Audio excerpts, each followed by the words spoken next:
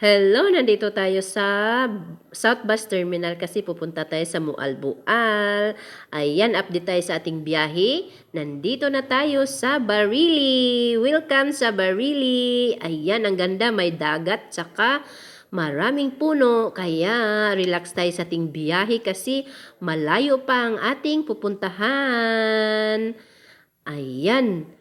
Hindi na ako nakapag-video kasi pagbaba ko sa Mualbual, ang lakas ng ulan. Kaya sinundo ako ng asawa ng kapatid ko kasi ang lakas ng ulan. Sumakay lang kami ng tricycle. Kaya, naku, talaga naman ingat-ingat tayo sa ating biyahe. Kaya, ang lakas ng ulan. Tsaka, ang baha pa ng kalsada na dinadaanan namin. Kaya, manong driver, ingat-ingat lang tayo.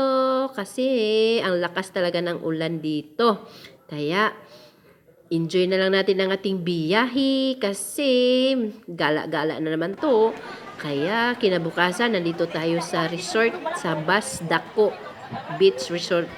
White sand dito kaya ang ganda dito. Kaya mag-enjoy tayo.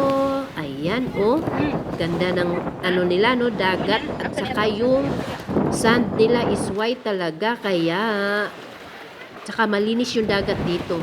Talaga naman, kaya maraming partner ang pumupunta rito. Kahit ako, na-amaze ako sa mga bata nag-enjoy sa pagliligo. Kaya ito ang celebrate ng pinupuntahan ko. Birthday ng aking pamangkin. Kaya 3 years old na siya. Kaya ito, nag-celebrate kami. Happy birthday, Jimres! Love ka ni Mama Delia. Fun, fun!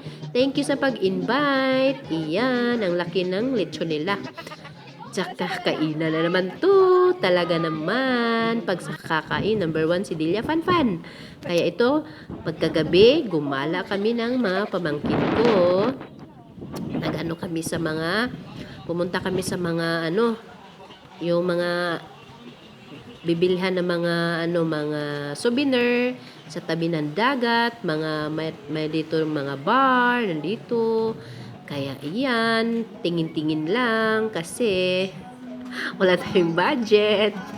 Ayan melty. At saka nandito yung mga souvenir dito. Ayan, daming souvenir. Ayan pa.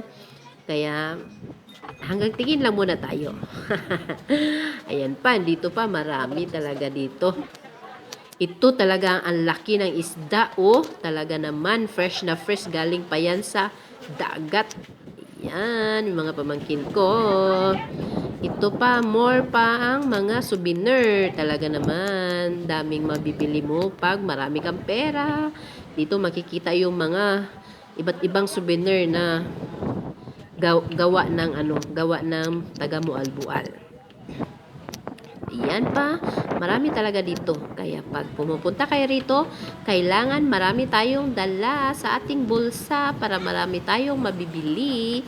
Ayan, yung dagat madilim.